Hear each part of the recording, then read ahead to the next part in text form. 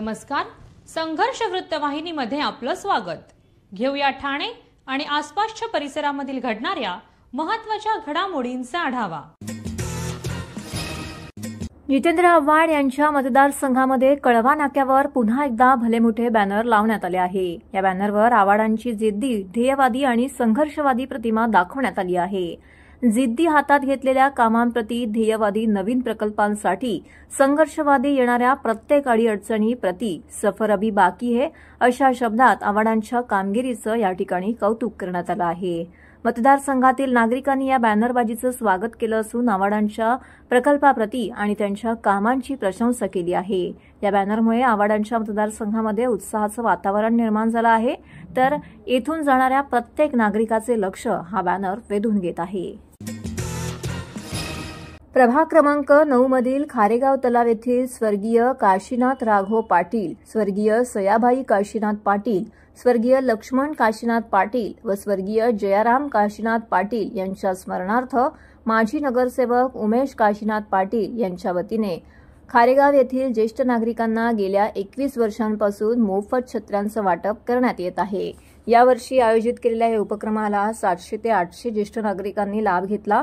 या प्रसंगी शिवसेनेचे उपनेते दशरथदादा पाटील, ज्येष्ठ पत्रकार मधुकर मुळूक, उपविभाग प्रमुख रवींद्र पाटील, उपशहर प्रमुख नथू पाटील, अशोक पाटील, सिकंदर केणी, गणेश परब, नगरसेवक दिनेश कांबळे, महेंद्र पाटील, विशाल खलोटे, सुजय पाटील, प्रशांत पाटील, कुणाल म्हात्रे, जय पाटील, दुर्गेश साळके, विक्रांत पारकर, कळवा खारेगाव सहसंघटक रचना पाटील, महिला विभाग संघटक अर्चना पाटील, शाखा संघटक निर्मला कदम, उपशाखा संघटक रेखा रहाटे, उपशाखा संघटक स्मिता आयरे, रश्मी दळवी, साणे गुरुजी कट्ट्याचे अध्यक्ष प्रकाश परब, गणेश मंदिर ज्येष्ठ नागरिक पक्षाचे अध्यक्ष यशवंत विचारे, माऊली मंदिराचे चिदनकर आणि ज्येष्ठ नागरिक वर्ग मोठ्या संख्येने येथे उपस्थित होता.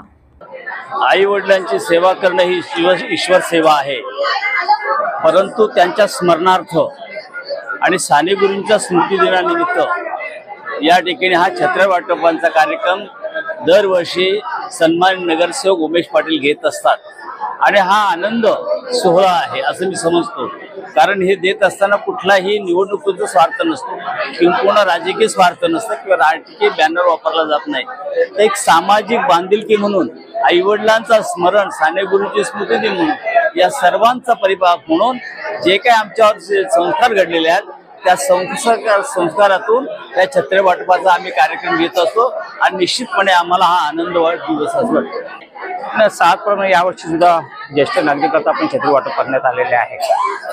परत स्वर्गीय आमचे वडील काशीनाथ पाटील, माझी आई साहेब काशीनाथ पाटील, पुढे बंधू लक्ष्मण काशीनाथ पाटील आणि जयराम दादा पाटील यांच्या नेतृत्वात आम्ही काम करत असताना छत्री वाटप करण्यात आले. राज्याचे मुख्यमंत्री एकनाथ शिंदे साहेब असतील, मान्य खासदार शिकायचे, मान्य गोपाल लांडे असतील किंवा मान्य दशरथाबाई नेतृत्व काम करत असताना आपण जीवनामध्ये काम करायचं तर समाज विषय राजकारण करणे भांडण शिकवलेले आहे. आणि या ठिकाणी आपण छत्री वाटप, हा छत्री वाटप खारेगावच नाही तर संपूर्ण पाचशे नगर असेल, आळंद विहार असेल, त्यामध्ये आपल्या महात्मा फुले जयमत सोसायटी या भागात हजारो छत्री वाटप हे आनंद दिला असा का जीवनामध्ये आपण नगरसेवक असलो तर आपण चांगलं भाव केलं पाहिजे, चांगली भावना असली पाहिजे. म्हणून या छत्री वाटप केलं. आजच्या या कार्यक्रम उपस्थित असलेले ज्येष्ठ आदरणीय पाटील, पत्रकार मुलुक पडे, राकेश अर्चना पाटील, रचना पाटील, रेखाताई, जय पाटील, आमचे गणेश परब, महेंद्र पाटील, सिकंदर केणी, सगळी मंडळी आज ज्येष्ठ आपण बघता. तर असं छत्री वाटप म्हणून नाही, एक आदर्श यांचा ठेवला पाहिजे आणि आपण काय ते देणं आहे पुन्हा छत्र वाटप करण्याचा आणखी कार्यक्रम टप्प्याटप्प्यामध्ये छत्री वाटप करणार आहे. आजच्या कार्यक्रम आपले सगळे ज्येष्ठ आज उपस्थित राहील त्याबद्दल सर्वांचा आभार मानतो आणि माझे 2 शब्द संपवतो. जय हिंद, जय महाराष्ट्र. जनसेवक आमदार संजय केळकर व परिवहन समिती सदस्य विकास पाटील यांच्या अनेक दिवसांपासूनच्या मागणीला अखेरीस यश आलं आहे. मार्ग क्रमांक 156च्या नीलकंठ ग्रीन्स मुल्लाबाग मानपाडा बसस्टॉप ते ठाणे स्टेशन पश्चिम बस सेवेला आजपासून शुभारंभ झाला आहे. अनेक महिन्यांपासून काही कारणास्तव बंद पडलेल्या प्रभाग क्रमांक 4 मधील नीलकंठ ग्रीन्स मुल्लाबाग मानपाडा बसस्टॉप ते ठाणे स्टेशन पश्चिम मार्ग क्रमांक 156 बससेवा ठाणे शहर विधानसभेचे आमदार संजय केळकर व ठाणे परिवहन सेवेचे सदस्य विकास पाटील यांच्या वारंवार केलेल्या पाठपुराव्यामुळे पुन्हा नव्याने कार्यान्वित करण्यात आली असून उपस्थित मान्यवरांच्या हस्ते व स्थानिक नागरिकांच्या उपस्थितीमध्ये बस सेवेचे 8 जुलै 2024 रोजी नीलकंठ ग्रीन्स मुल्लाबाग मानपाडा ठाणे येथे उद्घाटन करण्यात आले। सदर बस सेवा सुरू झाल्याने स्थानिक नागरिकांनी समाधान व्यक्त केलं आहे। तर संजय केळकर व ठाणे परिवहन सदस्य विकास पाटील यांचे सर्व Neelkanth Greens Neelkanth Woods Shri Satyashankar society येथील स्थानिक नागरिकांनी मनपूर्वक आभार मानले। सदर प्रसंगी जनसेवक आमदार संजय केळकर व परिवहन समिती सदस्य विकास पाटील, भाजप ठाणे जिल्हाध्यक्ष संजय वागुले, माजी उपमहापौर मुकेश मोकाशी, ठाणे महानगरपालिका प्रभाग क्रमांक 4च्या माजी नगरसेविका स्नेहाताई आमरे, भाजप ठाणे शहर उपाध्यक्ष रमेश आमरे, राजस्थान प्रगती मंडळाचे अध्यक्ष राकेश मोदी, युवा सेनेचे नितीन लांडगे, भाजपचे मंडळातील पदाधिकारी, महायुतीचे सर्व पदाधिकारी, कार्यकर्ते, स्थानिक सोसायट्यांमधील पदाधिकारी व इतर नागरिक बंधू भगिनी मोठ्या संख्येने येथे उपस्थित होते। आज निलकंठ वासियांना एक चांगली भेट दिलेली आहे परिवहनने। सगळ्याच निलकंठ वासियांची मागणी होती आणि त्याच्यामुळे याची त्याची असा विषय नाही, शेवटी ही नागरिकांची मागणी असते आणि आमच्या लोकांचं हे काम आणि कर्तव्य असतं की ती मागणी पुरी करण्याकरता त्याचा पाठपुरावा करणं। आणि आज खरं म्हणजे 2008ला पण हे बस जी आहे ती सुरू केलेली होती। त्यावेळेला मी विधान परिषदेचा आमदार होतो आणि त्याच्यानंतर भारमांच्यामुळे अनेक ठिकाणी बसेस ज्या आहेत त्या बंद होतात, काही वेळेला बसेसची कमतरता असते। पण आज हा अतिशय चांगला दिवस आहे आणि ही बस जी सुरू झालेली आहे ती आता अखंडित सुरू राहणार आहे, याच्यामध्ये कुठेही खंड पडणार नाही असं आमचे परिवहनचे सदस्य जे आहेत विकास पाटील यांनी कबूल केलंय। म्हणूनच मी या ठिकाणी आलो, नाही तर मध्येच बंद पडता कामा नये। परंतु भारमान देखील योग्य पद्धतीने झालं पाहिजे। खरं म्हणजे या शहराची लोकसंख्या एवढी वाढते आहे की या ठिकाणी मी आता परवाच विधिमंडळामध्ये देखील शासनाकडे विशेष निधीची मागणी केली की या ठिकाणी जवळजवळ 600-650 बसेस, पब्लिक ट्रान्सपोर्ट जेवढा वाढेल तेवढा वाहतुकीमधले जे अडथळे आहेत, वाहतुकीमध्ये जे आता कोंडी होते ती कमी होईल, प्रायव्हेट कार्स कमी होतील, पब्लिक ट्रान्सपोर्टचा वापर केला जाईल आणि त्या दृष्टीने देखील पुढच्या काळामध्ये आम्ही प्रयत्न करतो आहोत की अधिकाधिक बस आणि अधिकाधिक रूट देऊन लोकांना कसा दिलासा देता येईल हा देखील आमचा प्रयत्न आहे। आज या निमित्ताने या निलकंठ ग्रीन वासियांना दिलासा मिळालाय। शेवटी हे सगळे जागरूक नागरिक आहेत, निरनिराळ्या माध्यमातून निरनिराळ्या व्यासपीठावर ते मागण्या करत असतात आणि ती आज मागणी पुरी होते याचा जास्त आम्हाला आनंद आहे, त्यांनाही आहे। या बसच्या निमित्ताने इथल्या सगळ्या रहिवाशांना देखील मी शुभेच्छा देतो आणि ही बस अखंडित राहील याबद्दल देखील मी आश्वासित करतो। लोकसंख्या आहे, ही बस पूर्वी चालू होती परंतु लोकसंख्या नव्हती, डेव्हलपमेंट चालू होतं, त्याच्यामुळे बस बंद पडलेली। आता आपण ठाणे शहराचे जनसेवक आमदार संजयजी केळकर साहेब यांचं निलकंठ ग्रीन या लोकांनी एवढं फॉलोअप घेतलं असल्या कारणामुळे त्यांनी माझ्यावर हे करून त्यांच्या वाढदिवसानिमित्त आपण इथे बस ही सुरू केलेली आहे। इथून आपल्याला 10 फेऱ्या स्टेशन तर 8 फेऱ्या, 10 फेऱ्या तिकडून आणि 8 फेऱ्या स्टेशनला। आणि यामुळे इथले कामगार वर्ग बी आहेत जे डेव्हलपमेंट चालू आहे त्यांच्यासाठी पण ही फायद्याची बस आहे। उद्या त्यांचा वाढदिवस आहे। आज निलकंठ मध्ये जी बस सेवा जी गेले 2 वर्ष कोविडमध्ये बंद पडलेली, या केळकर साहेबांच्या मार्गदर्शनाखाली आणि विकास पाटील जे परिवहन सदस्य आहे, स्थानिक लोकांची मागणी होती त्याच्यामुळे ती बस सेवा चालू झालेली आहे। आणि ही बस सेवा जायच्या 8 फेऱ्या आणि यायच्या 8 फेऱ्या अशा 16 फेऱ्या आहेत त्या, आणि ही बस सेवा बंद पडणार नाही अशी केळकर साहेबांनी गवाही दिली आहे। आणि ही बस सेवा अशी सुरू आहे आणि ही बस सेवा आम्ही पवार नगर 2 जसं ही मानपाडा रूटने जाणार अशी पवार नगरवरनं पण ही बस आम्ही चालू करणार लवकरात लवकर आहोत। आणि केळकर साहेब उदंड आयुष्य लाभो, त्यांना वाढदिवसाच्या प्रभाग क्रमांक 4 तर्फे महायुतीतर्फे शुभेच्छा। इथे आज इतका सुवर्ण दिवस म्हणायचा आणि आपल्या केळकर साहेबांच्या हस्ते याचं उद्घाटन झालं आणि हा सगळ्या याच्या मागे पूर्ण आमची निलकंठ सोसायटीचे सगळेच लोक त्याच्यामध्ये सामील आहेत। त्यांच्या अथक प्रयत्नामुळे आज हे इतका छान दिवस आलेला आहे। ही बस सतत चालू राहील याबद्दल केळकर साहेबांनी आश्वासन दिलंय आणि त्याच्याबद्दल आम्ही खूपच आम्ही खुश आहोत आणि असंच चालू राहू द्या। TJSB सौर शक्ती कर्ज गो ग्रीन करा वीज बिलावर बचत. आकर्षक व्याजदर, 84 महिने परतफेड कालावधी, 80% लोन, व्यावसायिक आणि उद्योजकांकरता सुद्धा. अधिक माहितीसाठी तुमच्या जवळच्या शाखेला भेट द्या किंवा संपर्क साधा. 1800-223-466 आणि 1800-266-3466.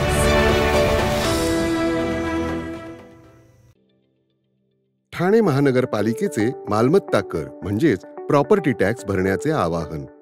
सन 2022-23 या आर्थिक वर्षाचे मालमत्ता कराचे म्हणजेच प्रॉपर्टी टॅक्सचे बिल ठाणेकर करदात्यांना महापालिकेमार्फत आर्थिक वर्षाच्या सुरुवातीस म्हणजेच माहे एप्रिल 2022 मध्ये देण्यात आलेले आहे. तथापि अद्यापही काही करदात्यांनी मालमत्ता कर महापालिकेकडे जमा केलेला नाही. सध्या आर्थिक वर्षाचा अंतिम टप्पा सुरू झाला आहे. मालमत्ता कर वसुलीसाठी महापालिकेतर्फे कडक कारवाई हाती घेण्यात आली आहे. या अंतर्गत जंगम मालमत्ता, टीव्ही, फ्रीज, वाहन व इतर जप्त करणे तसेच स्थावर मालमत्ता वॉरंट बजावून जप्त करण्यात येत असून मालमत्तेचा जाहीर विक्रीद्वारे लिलाव करून कराची रक्कम वसूल करण्यात येत आहे. मालमत्तेस पाणी पुरवठा करण्यात येणारे नळ संयोजन खंडित करण्यात येत आहेत. त्याचप्रमाणे थकीत मालमत्ता करावर 2% व्याज आकारले जात असल्याने भरावयाची रक्कम वाढत आहे. आपला मालमत्ता कर propertytax.thanecity.gov.in या लिंकद्वारे तसंच गुगल पे, फोन पे, पेटीएम याद्वारे ऑनलाईन पद्धतीने करण्याची सुविधा उपलब्ध करून दिली आहे. शनिवार, रविवार व सार्वजनिक सुट्टीच्या दिवशी नागरिकांना मालमत्ता कर भरणे सोयीचे व्हावे याकरता महापालिकेचे मालमत्ता कर संलग्न कार्यालय या दिवशी कार्यान्वित ठेवण्यात आलेले आहे. तरी मालमत्ता कर वसुलीची अप्रिय कारवाई टाळण्याच्या दृष्टिकोनातून मालमत्ता कर भरून महापालिकेस सहकार्य करावे. धन्यवाद. रोटरी इंटरनॅशनल डिस्ट्रिक्ट 3142 ने डिस्ट्रिक्ट गव्हर्नर म्हणून रोटेरियन दिनेश मेहता यांची निवड जाहीर केली असून या कार्यक्रमामध्ये रोटरी क्लब व ठाणे महापालिका यांच्यात विविध सामाजिक उपक्रमांसाठी सामंजस्य करारावरती सह्या करण्यात आला.